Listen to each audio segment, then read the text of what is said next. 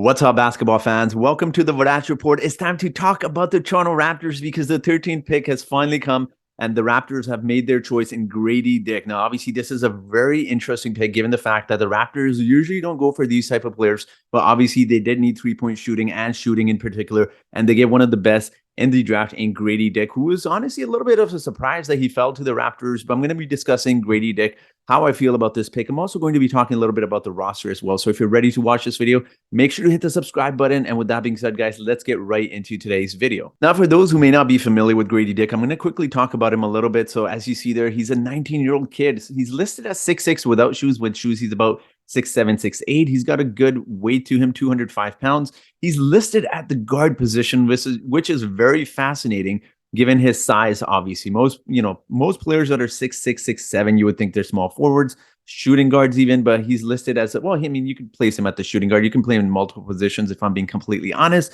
And he's got a wingspan of 6'8". Now, I'm going to quickly touch upon his statistics before I give you my take on this pick. And taking a look at his statistics there, you notice with Kansas, 14.1 points in 32.7 minutes, 44% from the field, which isn't bad, honestly. And the major thing here is on 5.7 attempts per game, he shot 40% from the three-point line. He's also an excellent free throw shooter as well. Now, the big thing with the Raptors was they did need three-point shooting, which was very obvious, but they also, together, I feel like they really needed good free throw shooting as well. They didn't get that in Gradey Dick.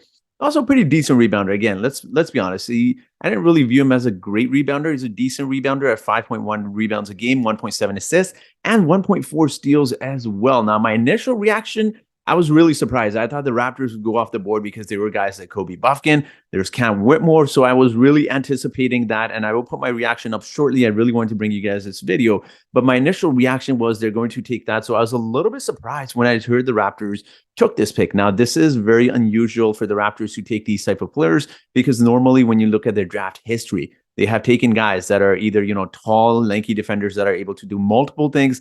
Now, the thing with Gradey Dick is, he's a shooter, which the Raptors desperately needed. Yes, but the thing with Gradey Dick, I feel like, is it's a good selection, and it's obviously fits the need of, what you need to surround Pascal and Scotty with, as a lot of fans are stating. But the thing with Gradey Dick is I see his floor as someone who can come in and contribute right away.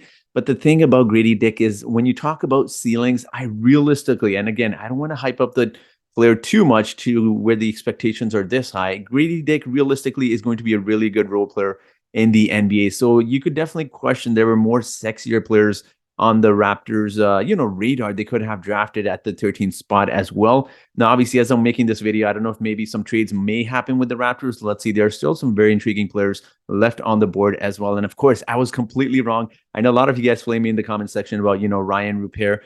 He did not get selected by the Raptors, which is completely fine because there were so many variety of players the Raptors could have taken. And this is a surprise pick. And I'd be lying if I said to you that this is someone I expected. And Gradey Dick is someone I've talked about in the past. Again, he's a very good complementary player. But when you talk about the 13th pick, I feel like I don't want to see this, obviously, because Bobby and Masai don't make decisions based on what fans and media think alike. But this honestly feels like one of those, they were peer pressured into selecting something that the team desperately needs. And it's quite funny because Dan Tolzman came out and said that they're not going to be selecting based on team needs and best available player. Now, you could definitely question he wasn't the best available player there because they were Kobe Buffkin. Cam Whitmore, for whatever reason, is just dropping like crazy. So clearly something's up with Cam Whitmore.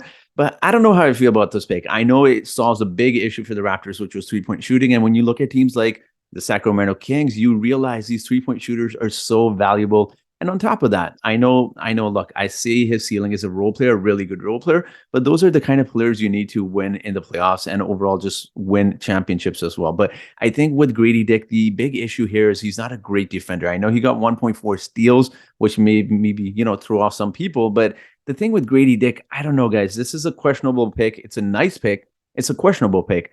It's very uncharacteristic of the Raptors to take someone like a Gradey Dick. I think he's a really good complementary player. But one thing I do want to mention when talking about Gradey Dick is when you talk about, guys like Gradey Dick, and if the Raptors were to acquire a three-point shooter, and this was my argument where I felt like it's easy to find three-point shooters is you have to trade a first round or give up some sort of assets to acquire three-point shooting. Now, I know people are going to say, well, he's 6'6", 6'7", which is great because he gives you a tall three-point shooter. But I don't know how I feel about this pick. Again, I'm going to give this a 7 out of 10, 6.5 out of 10. Again, this is not a shot at Gradey Dick. I think he's a great complementary player. And maybe that's just what the Raptors are trying to do, right? Maybe they look to move some other pieces. We'll see what they do in free agency as well. But maybe that's what they're trying to do. They're trying to surround guys like Jakob Poeltl, Pascal, and Scotty, who aren't great three-point shooters, with a lot more shooters. We know Gary's already back. We don't know what's going to happen with Fred, but Gradey Dick provides something the Raptors desperately needed. So again, you can make the argument from both sides, right? So you can definitely see that he addresses some issues for the Raptors, but in terms of ceiling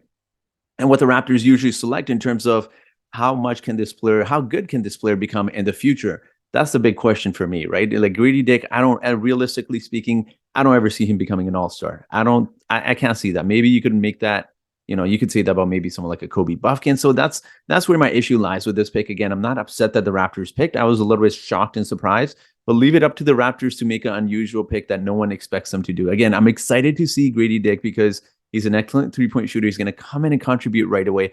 He's going to be a floor spacer for Pascal and Scotty. And you desperately needed that as well. So that is one thing I will say. And especially in today's NBA, you need three-point shooting. We saw how difficult it was for the Toronto Raptors last season with the lack of three-point shooting and just how teams would play zone defense. And realistically, that's all you really needed. But my issue here lies with this pick if I were to see this, where obviously he's not a great shot creator. He's going to be someone who's a great catch and shoot three-point shooter.